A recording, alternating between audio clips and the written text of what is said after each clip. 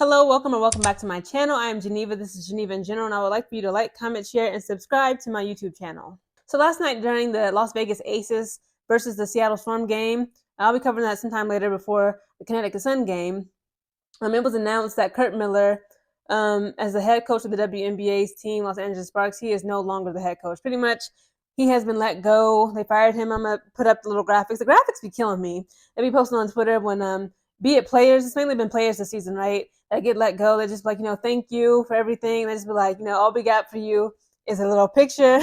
And for you, when you used to be repping our team in our team's jersey, we're just gonna post this on Twitter and off you go. So here is an article per ESPN. Okay, I'm gonna give them the credit titled "Curt Miller out as head coach of WNBA Sparks after 2 seasons." Okay, so all he had was 2 seasons, right? It says Curt Miller is out as head coach of the Los Angeles Sparks. The team announced Tuesday. It says, on behalf of our own ownership group and franchise, I would like to thank Coach Miller for his passion and commitment to the Sparks organization these past 2 seasons.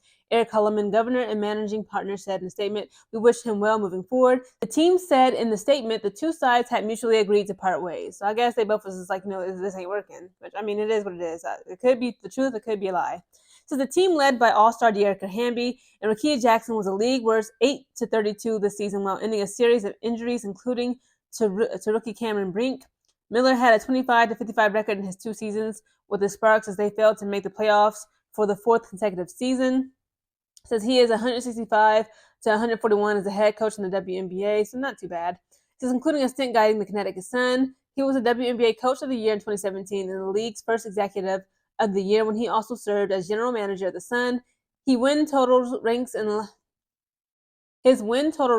in league history as he led Connecticut to the WNBA Finals in 2019 when they lost to Washington. The Sun again made the finals in 2022 and lost to Las Vegas. Oh, okay, not too bad. This Miller, who turned 56 next month, was a Sparks assistant in 2015. He was the first openly gay male coach in college of professional basketball when he joined the Sun. I didn't know he was gay. No. Congrats on, breaking that record, I guess. Because I want to thank the entire Sparks organization for the opportunity to lead and help rebuild the franchise. Miller said in a statement to the team, "I am proud of the culture created in our locker room and strongly believe the roots have been established for a bright future. The team is now positioned for success, and I wish the players the best heading into the 2025 season." Because the Sparks said they would begin the search for a new head coach immediately. Honestly, this is not, too shocking to me. Again, like Curt Miller, it seems like he was one of those people. Again, a lot of people on Twitter were saying, like, he was tanking for Paige Beckers, that is, for the 2025 WNBA draft. He was purposely tanking the Los Angeles Sparks. And it's like, well, okay, well, his little plan to tank the team did not work for him in the end because he's now out of a job, obviously, right?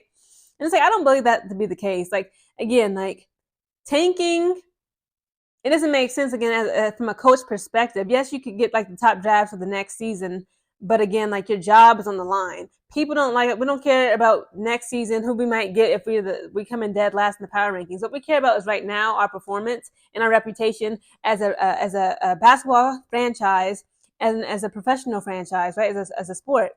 And it's like Curt Miller. It just seemed like I've watched Los Angeles Sparks game versus Chicago Sky versus the Aces. A lot of the rotations just didn't make sense. Again, they said like a lot of people was upset. He benched Rakia Jackson for the beginning of this WNBA season. It wasn't until Cameron Brinks got hurt is when he actually started trusting her more and giving her some looks, giving her some minutes, and she's been cooking up. But it's like it just still wasn't enough. But honestly, they kind of have somewhat of a talented roster. Like even ladies like Zia Cook, it seemed like since she left, again, like she's one of Dawn Staley's progeny, pretty much, right? Zia Cook is from University of South Carolina. She was a Gamecock alumni, and it's like her time on the freaking, I don't know what she's going through, but she seems like, here and there she'll get minutes. It's like he's like starving her of minutes. And when she's in the game, she seems like more out of shape. I'm not trying to bash nobody, or body shame, or bully or harass nobody. But Zia Cook does not seem to be in shape both physically and mentally. And it's just like, what is really going on in the Sparks organization? And I just found out last night reading this article and just, researching more about Curt Miller being let go as head coach of the Sparks. So apparently, the NBA, a former NBA legend, Magic Johnson, he actually owns the Sparks, or he's like some sort of figurehead, or he owns, like, he's a huge owner of the Los Angeles Sparks. And they said, like, for so long, like, a lot of the losses and their lack of identity, which I've stated, in previous videos, I was like, what's wrong with the LA Sparks? Why do they suck so bad? They seem to have no identity. And it's very interesting to me that Magic Johnson has a lot to do with this franchise. And it's like, it appears as though he does not know the direction to go, right? It's like, again, the lack of identity, the horrible losses, the blowout losses. What is wrong with the LA Sparks? And some people are saying, like, he ain't going to be the only one. Who next? Now, again, like, I already know how I feel about Chicago Sky's head coach, okay, Coach Spoon. I'm going to give her one more season, okay? Let me give her, again, I want to talk more about what Chicago Sky can do to actually become a feared contender and competitor in next season. But again, it's like, this is her first year being a head coach. Everybody makes mistakes. Everybody got, sometimes I'm one of those people too where I kind of tend to learn from my mistakes and as well as other people's mistakes.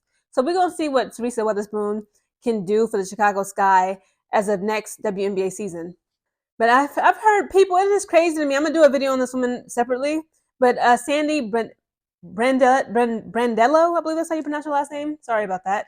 But she's the head coach of the New York Liberty. And I've heard people complain about her. I'm like, she's literally the head coach of the most powerful, number one seeded ranked team in the WNBA. And people are calling for her head. I'm like, what is wrong with people? People want Christy Sides to be fired.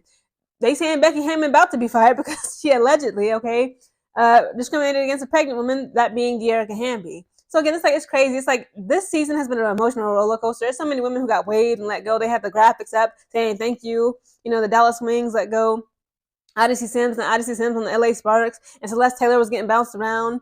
And it's just so many women who got waived, and now you're seeing coaches get waived, and people calling for other coaches to be waived as well. People are now saying that Noelle Quinn, Noelle Quinn, the head coach of the Seattle Storm, they said she ain't doing enough. They said, like, all these important people that you got on your chess piece, pretty much, like, right, on a game of chess, on your chessboard. And it's like, what are you doing with them? They said, like, it doesn't make sense. They saying Tanisha Wright. That's another one. Tanisha Wright of the Atlanta Dream. They said she got to go. It was like she does not know how to actually put her players in good positions. They was like, why is Haley Jones?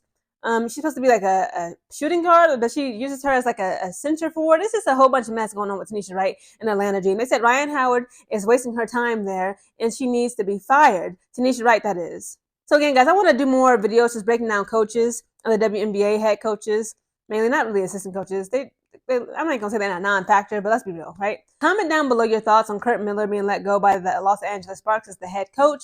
And also, what coach do you think needs improvement, or who do you think deserves to be fired? It's like we've seen enough. Also, you know what? Nate Tibbetts, the head coach of the Phoenix Mercury, he's actually the highest paid WNBA coach in the entire WNBA. I'm sorry, but he doesn't get enough smoke for how terrible his team performs. You got like at least 3 Olympic gold medalists on your team, and it's been so many times where they'll begin a game and they're already down like 20, 30 points. You got Brittany Griner, Diana Taurasi, Kalia Copper, all these important, powerful women. And it's like Nate Tibbetts, it's like, again, to me, he's always been questionable as a head coach. And it's like, how come ain't nobody calling for his job? Again, it'll be interesting to see who else might be let go, if anybody else that is as head coach of the WNBA teams. But again, like, comment, share, and subscribe. And I will see you in the next video.